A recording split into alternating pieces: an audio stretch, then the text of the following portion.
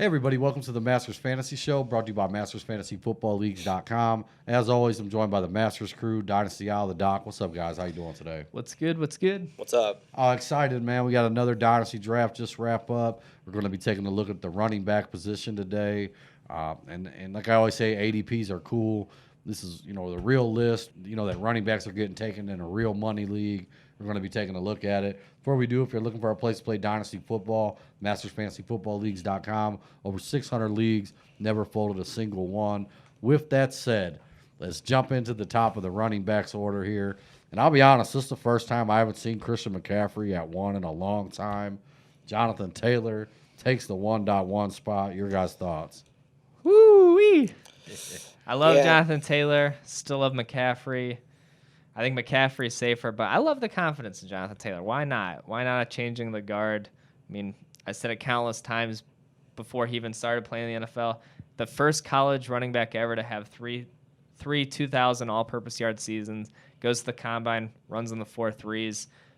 Same time, he's 5'11", 225 plus. I mean, just a freak athlete, a big-time producer in college, and started producing in the NFL too. It took him a little while to get him going, but finished the year super strong.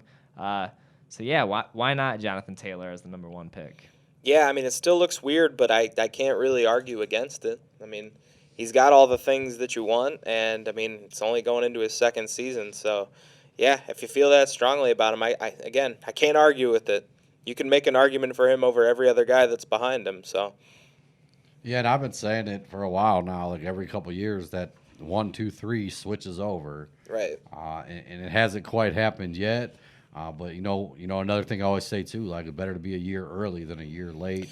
Here's a guy planning ahead, probably thinking that's going to switch to taking Jonathan Taylor. I actually really like it, even though I'd probably still take McCaffrey and Barkley. Yeah, I think McCaffrey's a little safer still. Yeah. Speaking on that too, I do think it's interesting. I feel like McCaffrey and Barkley have been in the top 3 for quite some time now. Like that's been consistent. But even then, we're starting to see like, not to put the cart ahead of the horse here, but like Zeke in the second round, he was one of those guys that was consistently up there in the top 5. Now he's kind of slipping out. So we're starting to see a little bit of change. Guys like Taylor creeping in. And then as you look like end of the first round, you see a lot of rookies from last year. So I think this might be the changing of the guard. Who knows how quickly it'll happen. But, yeah, I mean, if guys like Swift and Akers and Dobbins have big seasons, we very well could see them all bumping in front of these guys that have been a staple in the top 5 for a while now. Yeah. Akers at 1.11. I'll be honest with you guys. I don't see it yet. And me and John Beast were just going through Akers' game log for last year. I mean, he had that one really big game. And so many other games was like 9 carries, 50 yards. It took him a while to get going. They held him back for a while, but I think the talent's there. He's super young. What he did at Florida State behind an awful offensive line was super impressive. He's got a lot of good traits. I think it's only going to go up from here. Yeah. He didn't have a ton of crazy games last year, but he was at least productive pretty consistently through the final, whatever it was, 4 or 5 late in the games. year, and even the playoff games just looks like the real deal. Yeah, and Brown's gone. Henderson, his role, who knows? I think this will be as close as it'll get to a breakout for him. I think from then on it's going to be pretty consistent, but. Yeah, I think there will be a sizable jump for him in terms of touches, and I think that's going to be the big thing that puts him over the top. Right, which I like it, but I'm just looking at some of these other, second-year running backs. I mean, me personally, I'd still rather take J.K. Dobbins. I would too. Clyde Edwards-Helaire. Yeah, Dobbins and Clyde, I think I might nudge ahead of him. Yeah, and I'm still not crazy on Swift. Dobbins, I legit think will finish top 5 this year. I think he's got probably the best odds of anyone else besides Jonathan Taylor from that group of second-years running backs. And, yeah, I just think that's a really good spot for him to get him at what is that, 2.3? That's pretty solid. Yeah. All right, moving down the list here a little bit.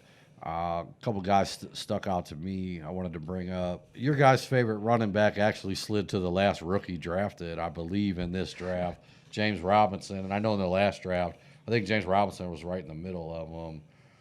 So kind of And I hate to admit it, but I do think out of all the rookie running backs, he'd be the last one I'd probably want. And This guess year. what? So did 32 NFL evaluators, and that's why he was the last one to go in last year's draft. Right, good point. Yeah. I think a little bit of a shocker to me is the Melvin Gordon at the 5.9. He's actually a guy I'm going to be talking about on a different episode coming up soon. How about this, man? Any picks stick out here on the bottom that you don't like? Yes. Yeah. Yes. I have one that I'll save because it's going to be on one of our next episodes as well. So do I. I really don't like Jeff Wilson at 7.8. That seems awfully high for him. Jeez. Let's see. I don't like Myles Gaskin. Yeah. I mean, until they draft a guy, I guess he's it, but they're going to draft someone. Yeah. Yeah, I mean, realistically, I really don't like that Melvin Gordon pick either. But I mean, some of the picks too, like Ronald Jones and Fournette, I get it. I mean, this is the same thing that happened last year. I mean, who do you pick out of the two? Yeah. Same with kind of like Zach Moss, even though there's Singletary's nowhere to be found this year. So I guess you could say those are decent picks, just because they have upside. But again, I'm not really crazy about any of them. Same with Kenyon Drake to the Raiders. I don't really love the situation that he'll be in, and I think he'll get some PPR, work, and he'll be startable. But again, in the 9th round, I feel like you could probably get somebody a little bit better. All right. This next screen popping up, this is going to be the end of the draft here, the last 6-7 rounds. Any sleepers stick out to you there that you like? Yeah, I'm going to say Anthony McFarland. I mean, I know we all expect Pittsburgh to draft running back high. I think Najee Harris is the perfect fit in Pittsburgh. But until they do, say Najee goes a few picks earlier and a couple of these other running backs, go earlier than expected, McFarland's going to have a shot for a role as a minimum. And, I don't think he's going to be like a bell cow or anything like that. But I think he's going to get his chances. He's still just coming into his second year. We loved him coming out of Maryland, was an exciting player to watch. So I think he's a guy who could break out in a small way next year. Yeah, because there's no way Pittsburgh leaves this draft without another running back. Correct, yeah. You'd think, yeah.